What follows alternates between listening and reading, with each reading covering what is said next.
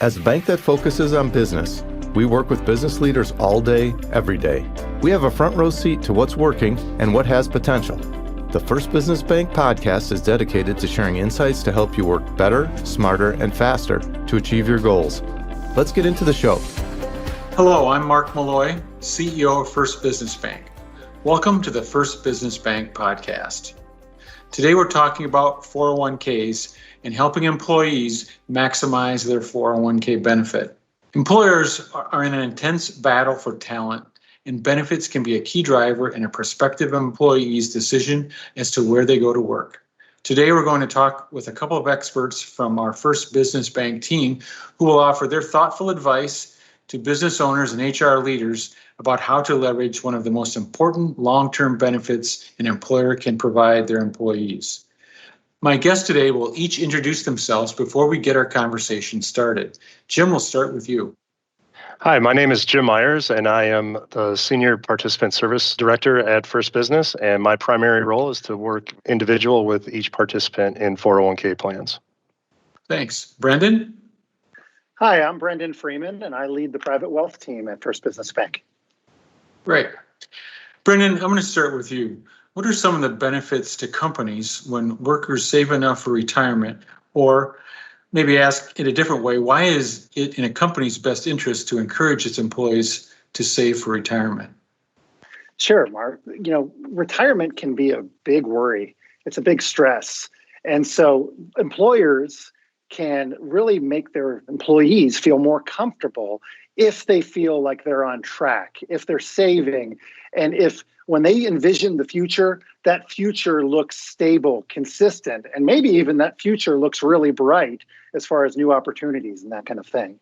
And so from our perspective, if you have employees that feel like the future is stable, where there's not uncertainty, there's not high levels of stress, that can allow them to be more productive. That can allow them to be more focused, not distressed, not worried. On the other hand, if that future doesn't look so bright, that can really detract, and that can be a real challenge for individuals, especially as they get closer to retirement age. And so having those conversations, having resources available to employees, having that benefit, seeing them well beyond their working years can be a real solid attribute, and there's a real business case for that. Great, thanks. Jim, what are effective ways for a company to encourage its employees to save for retirement? Sure, Mark. I firmly believe that a generous match is the number one reason to participate in a plan. And I always tell those participants to take full advantage of that free money. In addition to that, having a strong voice from senior leadership, and then also a presence from someone like First Business to be on site and to also encourage those participants really helps out. One of our longest standing clients in our company retirement plan does just that. They offer a very, very generous profit sharing. They make it known to their participants in the plan. They analyze what the competitors are doing. And then most importantly, we are consistently on site offering a different voice, telling those participants just how important this plan is. Good. Brendan, how do employees typically determine the amount to save for retirement? Well, without much thought, Mark, a good rule of thumb is 10 to 15%. That's a consideration, especially when you think about what Jim just mentioned, which is the match or any type of profit sharing, plus the employee's individual contribution. And so a good rule of thumb is that 10 to 15%. Interesting, in the last several years, there's also been this concept of income replacement. It used to be that you had a number, and everyone walked around with their number of, I need to save this asset level. I need this certain dollar amount. The industry is evolving where it's not necessarily just a number. It is, how am I going to replace a certain level of income and for how many years into retirement? And so as employees, there are a lot of tools that are available, and employers should consider those tools and those resources that are available to those employees, like in terms of calculators and websites and podcasts like this one, where employees can start to try to determine how much they're going to need need in retirement, how much income they're going to have to replace. And there's lots of factors that go into those considerations, like the amount of money that's saved, the match, the investment return, the level of expense in retirement, the number of years in retirement, all those types of things. It's an important conversation, and it's something that, as Jim mentioned, having lots of conversation internally within the company and even bringing in resources like First Business Bank to have those conversations, it's pretty important. How does offering a retirement plan affect the company's ability to attract and retain employees? And then also, does that increase when companies actively encourage employees to save with ongoing education? Absolutely.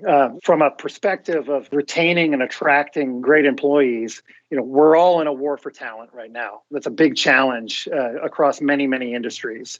And so there are some industries where having a 401k is a differentiator compared to competitors. There are other industries where that 401k plan is table stakes. That's a requirement. An employee might not even consider going to a firm that doesn't have a 401k plan.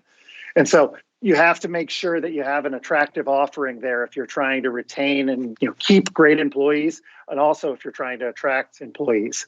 The company match or the profit sharing contribution is an important component here. This is something that prospective employees will compare. They'll say, okay, this firm doesn't have much of a match, where this firm might match me dollar for dollar up to 4% or up to 6% over whatever the company might be offering. Over many years with compounded interest, that makes a huge difference. In terms of your second question, when employers encourage employees to actively increase their contributions and really pay attention to their contributions, that really does make a difference. We found that some plans have auto escalation provisions where over time we increase the amount of contribution. We found that also just having conversations where someone like Jim comes out and sits down and has a one-on-one discussion with an employee, or we have a group meeting or something where we're talking about increasing contributions. Those discussions lead to better outcomes. And we've found that the more we talk about it, the more we kind of bring it front of mind, the more successful our employees are going to be in saving more for retirement. Hey, Jim, for you, you're in a role where you're speaking to a lot of employee groups. You have a lot of individual conversations. I'm sure those conversations get very personal. You hear a lot of stories from employees. And according to a recent survey, 6 out of 10 workers in the U.S. say preparing for retirement causes them stress. So now we're speaking to business owners, business leaders. What advice or thoughts do you have for them as it goes to helping their employees feel more prepared and less stressed about retirement? I always say that saving for retirement is like every other resolution that we put off until someday, where the sooner we can start, the less of a sacrifice it has to be later. And anytime we have change in our life, change causes stress. And so as an employer, if we can help that participant be a little bit more prepared for retirement, all that helps. And I go back to the match that I talked about earlier. If the employer can offer a generous match to help that participant feel a little bit more prepared, I think that would greatly help. Another very innovative idea that I have seen that's been very effective is for employers to bring in experts in the field that help with different topics, such as Social Security or Medicare, or even bring in a mentor of recently retired employees that help those participants and kind of share their experiences. How do they spend their time in retirement? I think that helps the participants become less stressed about what retirement will look like for them. Yeah, that's great thoughts and a really good idea as I myself get closer and closer to that retirement thing. Brendan, for you, what are the recommended components of an ongoing employee education effort? Sure. Just following up on that last piece, that idea of having a mentor, someone who's 10 years ahead of you, and you can learn from their mistakes, it's invaluable. It's invaluable. So maybe, Mark, you need a mentor. In terms of education plans and really what works, I think it's a consistent voice more than anything. You want that consistent voice to be someone like Jim, or someone from our team that's there having one-on-one discussions, having group discussions, kind of keeping it top of mind. That could be quarterly, that could be semi-annually, whatever our plan sponsors or the companies that we work with want. I think that consistency and that strong presence, that matters. I've found over time that even though in today's day and age, we're all so reliant on technology, we can access balances anywhere on our phones, on our iPads, that kind of thing. We can get information very quickly in a way that we couldn't do, years and years ago. When it comes to important decisions, I've found that people still like to talk to an individual and they want really good advice. And so sitting down, having those types of discussions around retirement, around, is there a shortfall? Is there an excess? What is that going to look like? What does that plan look like? That's a valuable thing from an education perspective. We have lots of different ways that we can get information to our plan participants, but for those important decisions, that face-to-face or that one-on-one really, really matters. The key for any employer or plan sponsor is that you want to make sure that you're meeting your employees where they are. And so if you have Spanish-speaking employees, make sure that you have those resources available to kind of meet them where they are. So those are some of the components, I think, for a valuable education plan. Jim, have you seen any innovative employee education campaigns for retirement? Each different provider has just fantastic online tools. And so I would really encourage the participants to go online and really own their own retirement, just own it themselves. And Brendan alluded to it earlier, where about 10 years ago, there was a fantastic ad campaign, "What is your number?" And as Brendan indicated, the industry has gone away from that more towards what is your monthly stream of income going to look like? And these different online tools and calculators will help you tell you just that. $1 million is a lot of money to somebody, but when you can break that down, that equals $6,200 a month. That's a lot more of a real number that a participant can use for their own personal budget.